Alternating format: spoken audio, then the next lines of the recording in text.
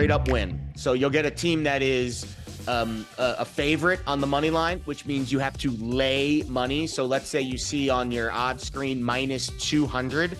Well, that team is the favorite on the money line. We call that a $2 favorite. That's just terminology that we use. But what it means is to win $100, you have to risk 200. So if I give you $200, you're the sports book, that team wins, you'll give me 300 back. My stake, my $200 that I gave you, plus the $100 that I won.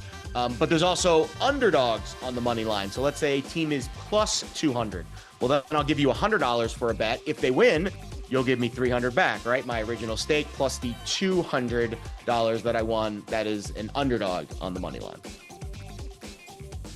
It is a number that is placed on by the sports books that a certain team has to win the game by. So if it's, let's say, the Charlotte, Hornets, and they've got to win by 3 points, the spread is 3. If they win by 4, you win your bet. If they win by 2, you lose your bet.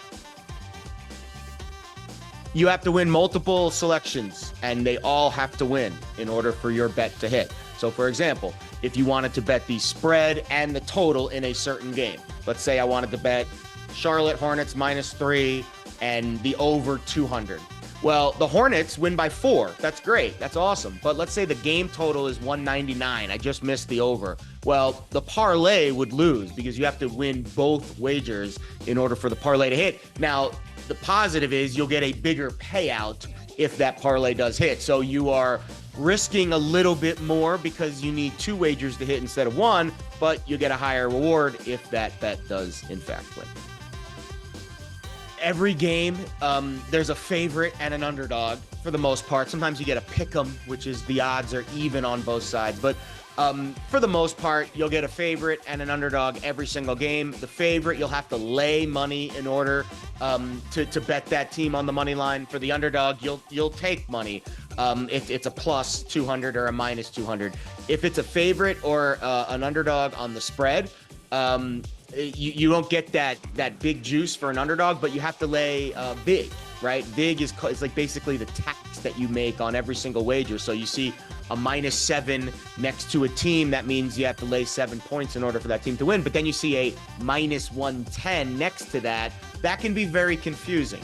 That is the price or the tax that you have to pay in order for that bet to make that bet. So what that means is it's the same as an underdog on the money line or on the favorite. So you -110 is you have to $110 wins you 100.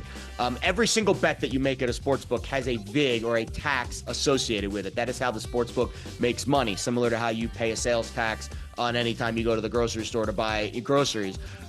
Some taxes are more expensive than others, depending on which sports book you shop at.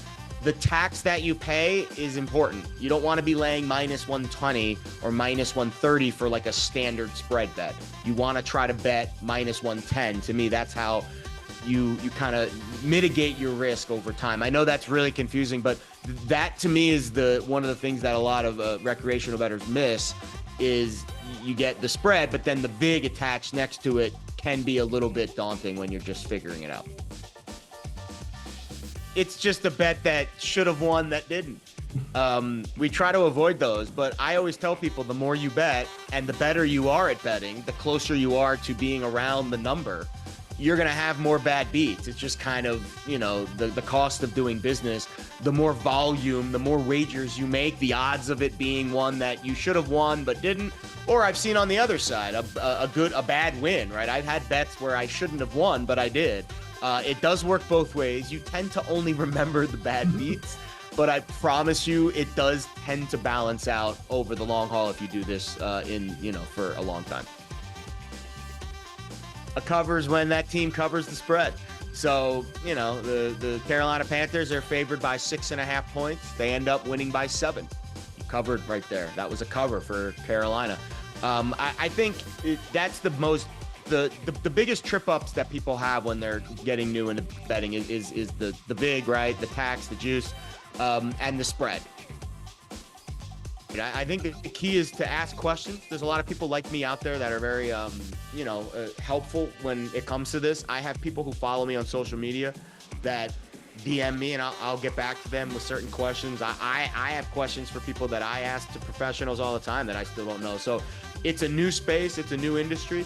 You're going to have new things coming out all the time. But again, the key points, if you take anything away from this, the key points are: don't risk more than you can afford to lose. Don't bet more than 5% of your bankroll on any single bet.